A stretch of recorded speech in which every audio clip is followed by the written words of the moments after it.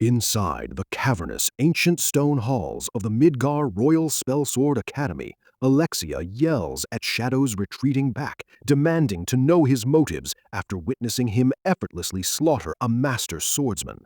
The hooded leader merely states that he removes obstacles, before vanishing, leaving the confused survivors behind as their anti-magic collars suddenly shatter into pieces.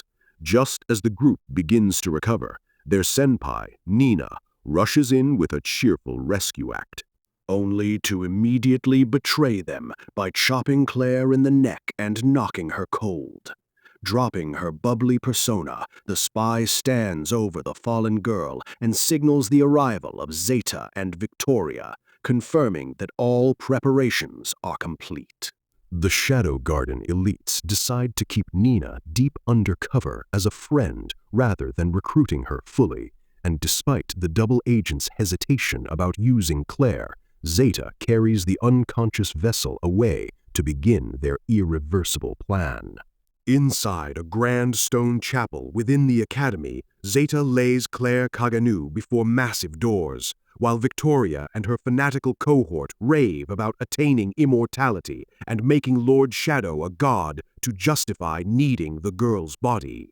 The silence shatters as Claire writhes in mid-air, her agonized screams echoing against the masonry, while jagged mana crackles around her, and the ornate gates slide open to unleash a creeping, pitch-black silhouette. A thunderous explosion of dark energy bursts forth to engulf the vessel, but the chaotic black tendrils are swiftly subdued by glowing magical seals appearing over a limb to silence the raging power.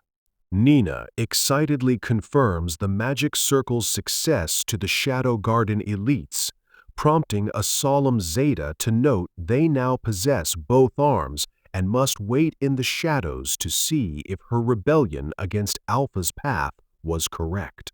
Within a visual representation of his internal monologue, Cid Kagenou gleefully celebrates the thrill of incorporating his enemy's moves, only to have his victory lap interrupted as the scene shifts to a stark white void echoing with sniffling sounds. The mental landscape darkens as Cid finds the weeping child form of Aurora, and after casually greeting Violet while she bemoans her weakness, the boy realizes he neglected to give her something important during their last encounter. Treating the powerful artifact like a toy, he drops a teardrop-shaped crystal into her hands and jokingly bills her 100 million zenny. But the mood shifts instantly as dark energy swirls around the girl's grateful acceptance. With a sinister smile, Aurora declares she has reclaimed her malice, triggering a violent explosion of power that abruptly wakes Cid, teleporting him onto the ridged, tiled rooftop of the academy next to a Gothic clock tower. Alone under the massive full moon, the student briefly wonders if empowering the witch was a mistake before shrugging it off, deciding instead to practice cryptic, cool-sounding lines about ill portents and destiny to cover his tracks. The video ends here, but the story isn't over yet.